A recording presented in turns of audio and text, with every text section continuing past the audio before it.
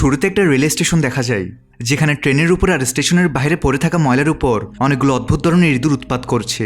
ওই স্টেশন থেকে একটা ট্রেন ছাড়ার জন্য রেডি হয়, আর ওই ট্রেনে ওঠার জন্য টিং, তার বাবা সু আর তার ছোট ভাই এই তিনজন অপেক্ষা করছে। সে একই প্ল্যাটফর্মে কিছু সোলজার্স বোমের সাথে অপেক্ষা করছে।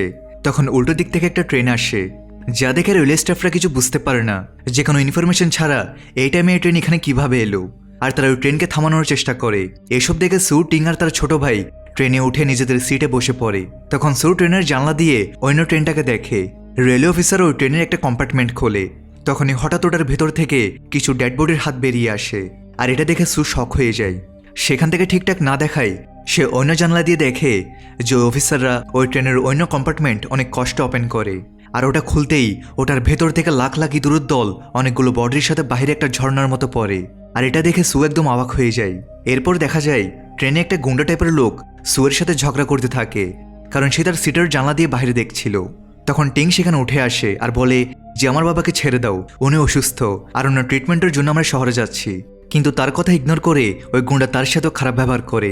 তখন এই শ্যান নামের এক লোক ওই গুন্ডার হাত মস্কে দেয়, আর এটা দেখে ভয় পেয়ে ওই গুন্ডার গ্রুপের লোকেরা তাকে থামিয়ে ঝগড়া বন্ধ করে শান্ত হতে বলে।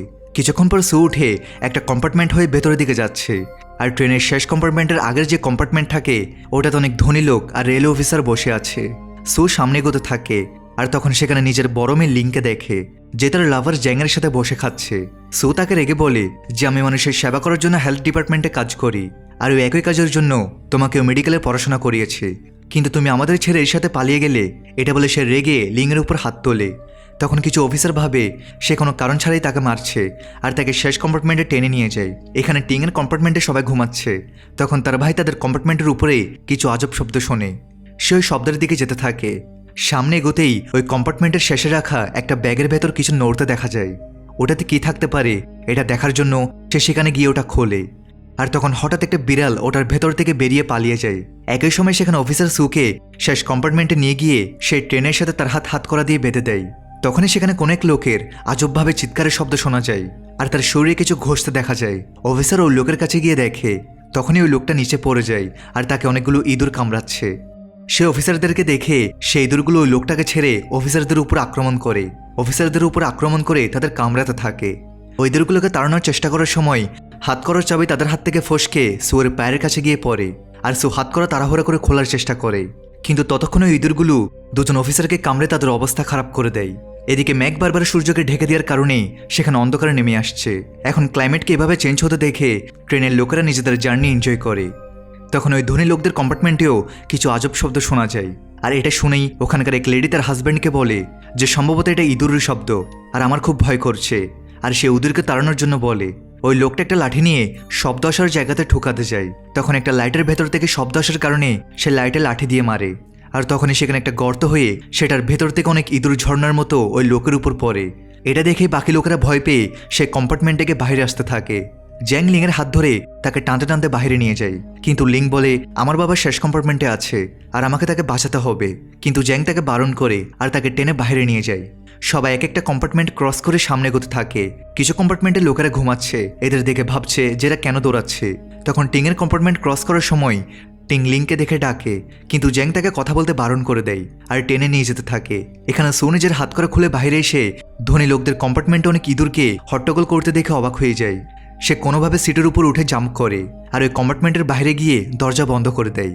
তারপর সে নিজের কম্পার্টমেন্টে গিয়ে নিজের বাচ্চাদের দেখে। টিং তাকে বলে যে আমি লিংকে দেখেছিলাম, কিন্তু আমার সাথে কোনো কথা না বলেই সে তাড়াতাড়ি করে কোথাও দৌড়ে যাচ্ছিল। তখন সু বলে যে ওই সব লোক কিছু ইঁদুরের ভয়ে পালাচ্ছে আর আমাদের অনেকগুলো ইঁদুর ফলো করে আসছে, চলো আমরা এখান থেকে বের হই। কিন্তু ওখানে লোকেরা বলে যে ইঁদুরের ভয়ে কেউ পালায় নাকি, তারা মজা নেই। কিন্তু শ্যানার টিং সুয়ের এই কথাগুলো বিশ্বাস করে তার সাথে যায়। এখন তার যাওয়ার কিছু সময় পরেই হঠাৎ ওই কম্পার্টমেন্টে লাখ লাখ ইঁদুর এসে পড়ে, আর ওখানের লোকদের কামড়ে কামড়ে তাদের অবস্থা খারাপ করে দেয়। সব ধনী লোকেরা দৌড়ে সেকেন্ড কম্পার্টমেন্টে আসতেই জ্যাংয়ের বাবা ওই বগির দরজা বন্ধ করে দেয়। তখন লিং কাঁদতে থাকে যে আমার ফ্যামিলির লোকেরা ওখানে ফেসে আছে, প্লিজ দরজা খুলে দাও। কিন্তু তারা বলে যে আমরা যদি তাদের বাঁচাতে যাই তো আমরা নিজেরাও মারা যাব। তারা জ্যাংকে ওই 3 নম্বর কম্পার্টমেন্ট ট্রেন থেকে আলাদা করতে বলে। এখন লিংয়ের কান্নার চিৎকার দেখে জ্যাংয়ের খুব খারাপ লাগে, কিন্তু আর কোনো রাস্তা নেই, আর এই কারণে সে ওই বগিটাকে আলাদা করতে যায়।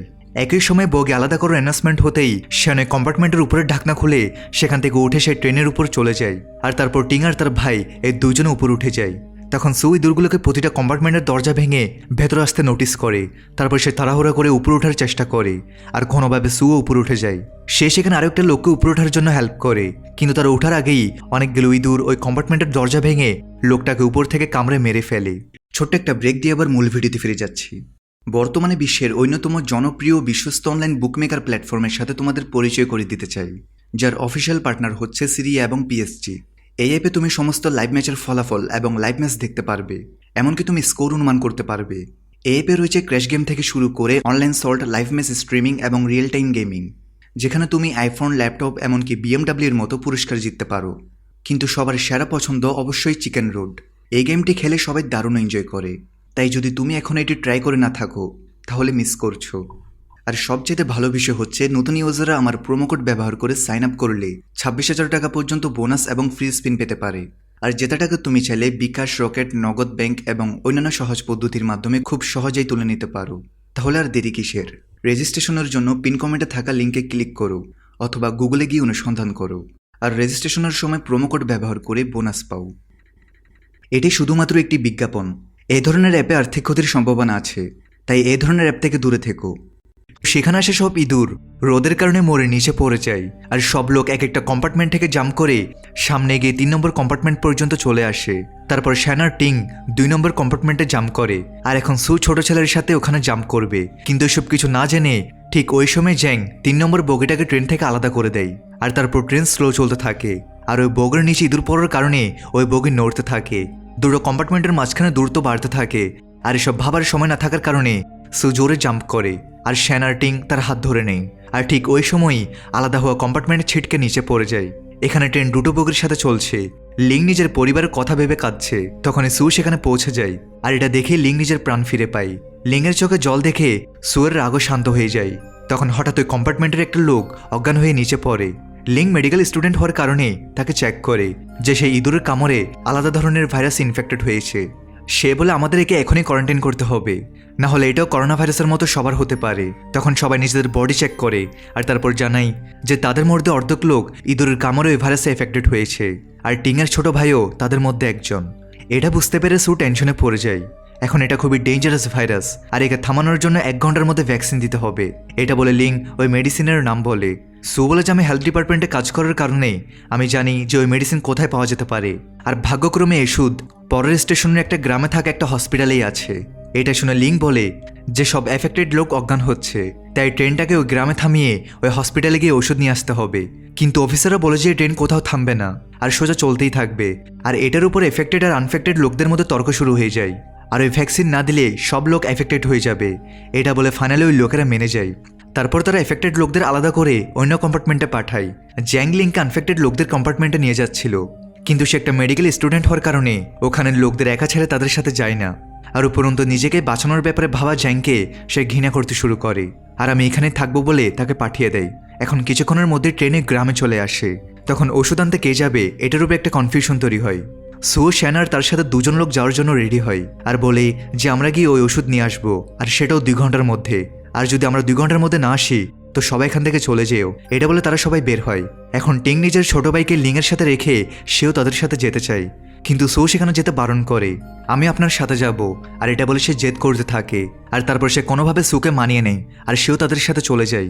এখানে লোকেরা সেই শান্ত আর খালি গ্রামে হাঁটছে, যেখানে একটাও মানুষ দেখা যাচ্ছে না, আর খুব কড়া রোদও পড়ছে। সেখানে একটা ঘরে 3 জন লোক ফাঁসি দিয়ে মরতে দেখা যায়। তারা তো অবাক হয়ে যায়। এখন সামনে এগোতেই একটা রাস্তায় হাজার হাজার লোকের ডেড বডি দেখেই সু ভয় পেয়ে যায়। এখন আর কোনো রাস্তা না থাকায় ওই ডেড বডিগুলোর মধ্যে দিয়েই সামনে চলতে হবে, আর তারা ডেড বডির আর রক্তের উপর পা রেখে চলতে থাকে। মারা যাওয়া ওই সব লোকদের শরীরেও তারা ওই ভাইরাসের কারণে ঘা দেখতে পায়। এখন তারা সামনে গিয়ে দেখে যে সেখানে লাখ লাখ ইঁদুরের দল বেঁধে চলছে, আর ওই রাস্তার শেষেই তারা সেই হসপিটালকে দেখে। ওই ইঁদুরগুলো কররোদে আসতে পারে না, তাই তারা একটা ছায়াযুক্ত জায়গায় থাকে। এখন এই ব্যাপারটা বুঝে ওই লোকেরা সেখানে একটা পাইপ ধরে রোদের মধ্যে উপর দিয়ে চলতে থাকে। একই সময় হঠাৎ ম্যাগ চলতে শুরু করে, আর ওই লোকেরা ভয় পেয়ে যায়। আর তারা যেমন ভেবেছিল ঠিক তেমনই, রোদ গিয়ে সেখানে অন্ধকার হতেই সব ইঁদুরে পাইপের উপর উঠতে থাকে। তারাও খুব স্পিডে সামনে এগোয়, কিন্তু তাদের মধ্যে একজন লোক পাইপ ভেঙে নিচে ইঁদুরের মাঝে পড়ে যায়, আর তাদের শিকার হয়ে যায়। এখানে ট্রেনের দরজায় ধাক্কা দেওয়ার শব্দ আসার কারণে সবাই আবার ইঁদুরের সেখানে আসার সন্দেহে ভয় পেয়ে যায়। আর একটা লোক দরজার কাছে গিয়ে আস্তে করে সেটা খোলে। তখন একটা আহত লোক সাথে সাথে ট্রেনের ভেতর এসে পড়ে, যে ইঁদুর থেকে বেঁচে পালিয়েছে। সে বলে যে গ্রামের ইঁদুর একটা আলাদা ধরনের ভাইরাসে ইনফেক্টেড, আর তারা মানুষদের খুব খারাপভাবে কামড়ে খাচ্ছে। আমি ছাড়া এই গ্রামে বাকি সব লোক মারা গেছে। এটা শুনে জ্যাংয়ের বাবা বলে যে গ্রামে ওষুধ আনতে যাওয়া লোকগুলো হয়তো মরে গেছে, তাদের জন্য অপেক্ষা করলে এফেক্ট না হওয়া লোকদেরও নিজেদের প্রাণ দিতে হবে। সেজন্য ওই সেকেন্ড কম্পার্টমেন্ট ট্রেন থেকে আলাদা করে আমাদের এখান থেকে এস্কেপ করা উচিত। তখন এটাতে রেগে গিয়ে একটা লোক বলে যে ওই লোকেরা নিজেদের জানের ঝুঁকি নিয়ে মানুষদের জন্য ওষুধ আনতে গেছে, আর তারও এফেক্ট না হওয়া লোক। 2 ঘন্টার সময় দিয়ে গেছে তারা, তো আমাদের তো তাদের জন্য অপেক্ষা করতেই হবে। এটা বলে জ্যাংয়ের বাবাকে বন্দুক দেখিয়ে সে একটা সিটের সাথে বেঁধে রেখে দেয়। এখানে ইঁদুর রোদে আসে না, আর দিনের বেলা অন্ধকার থাকে, কিন্তু মানুষদের দেখলেই তারা খুব স্পিডে তাদের অ্যাটাক করতে আসে। আর এসব কথা বলতে বলতে ওই লোকেরা পাইপ ধরে সামনে এগোচ্ছে। তখন হঠাৎ সেখানে অন্ধকার হতে থাকে, আর ইঁদুরগুলো তাদের দিকে স্পিডে আসতে দেখে তারা ভয় পেয়ে যায়। ইঁদুরগুলো দল বেঁধে এসে দেয়ালে উঠতে থাকে, তাদের এসে কামড়ানোর আগেই তাদের নিচে নামতে হবে। এটা ভাবে ওই লোকের স্পিডে নিচে নামে, আর নিচে নামার চেষ্টা করার সময় শ্যানের পায়ে গভীর আঘাত লাগে। তারপর কোনোভাবে তারা হসপিটালের ভেতরে গিয়ে দরজা বন্ধ করে দেয়। শ্যান হসপিটালের বাইরে একটা বোমা মারে, এতে অনেক ইঁদুর মারা যায়। তারপর তারা ভেতরে গিয়ে দেখে সেখানে একদম অন্ধকার, সবাই গ্যাস লাইট জ্বালিয়ে সামনে এগোতে থাকে। তখনই হঠাৎ একটা লোক এসে তাদের অ্যাটাক করে।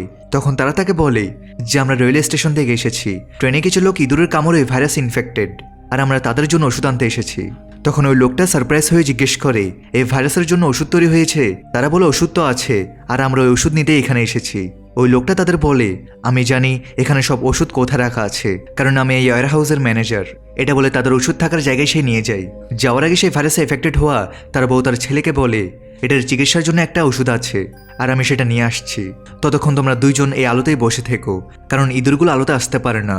তারপর সে তাদের আন্ডারগ্রাউন্ডে নিয়ে যায়, আর সেখানে পড়ে থাকা অনেকগুলো স্কেলটন দেখে টিং ভয় পেয়ে যায়। তখন ওই ম্যানেজার তাদের বলে যে একসময় এটা জেল ছিল, কিন্তু ইঁদুরের সমস্যার কারণে এই জায়গায় অবস্থা হয়েছে।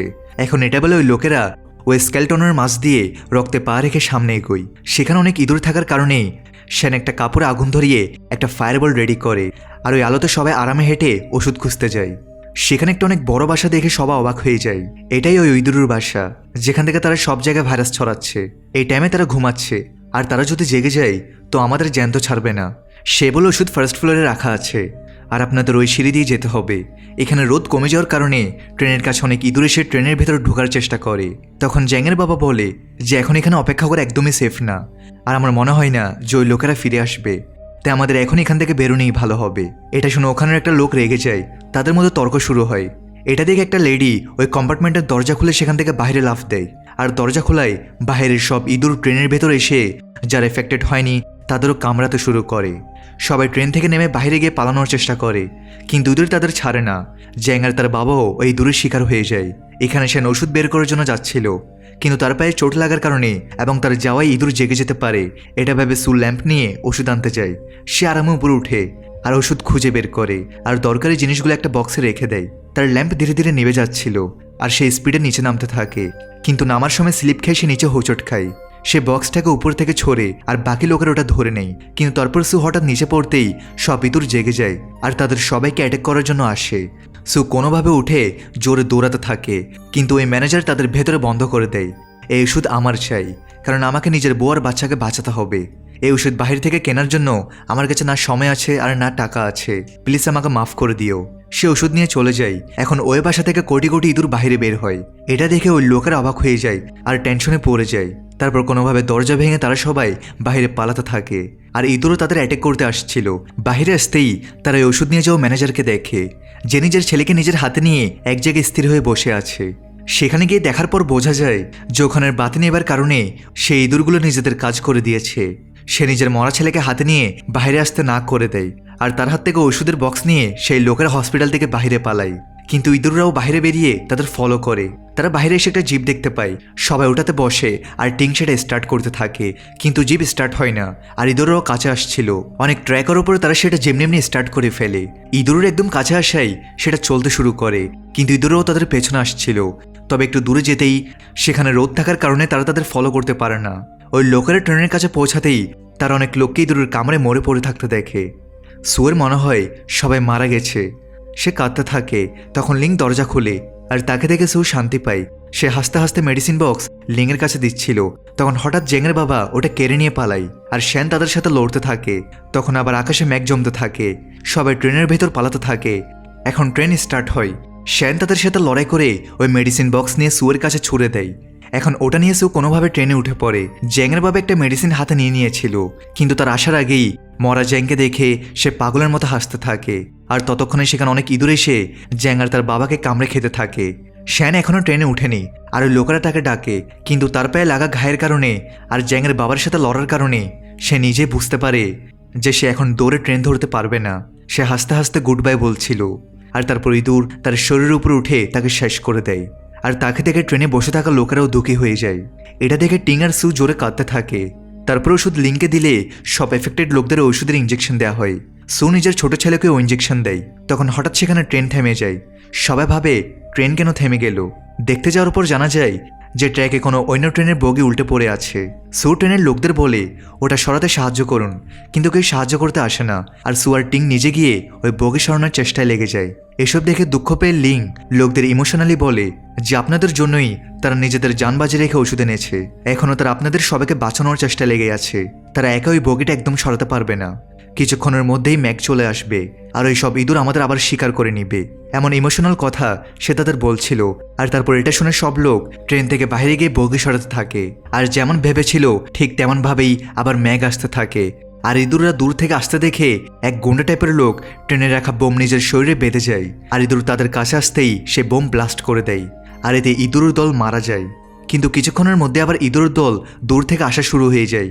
সব লোক কোনোভাবে ওই বগি সরিয়ে দৌড়ে ট্রেনে উঠে যায়। তখন দেখে যে ট্রেনের ট্র্যাক অন্য সাইডে শিফট হয়ে গেছে। তখন সুর সাথে সাথে ট্রেন থেকে নেমে ওই ট্র্যাকটা সঠিক পজিশনে শিফট করে দেয়, কিন্তু সেটা বারবার আবার আগের জায়গায় চলে আসছিল।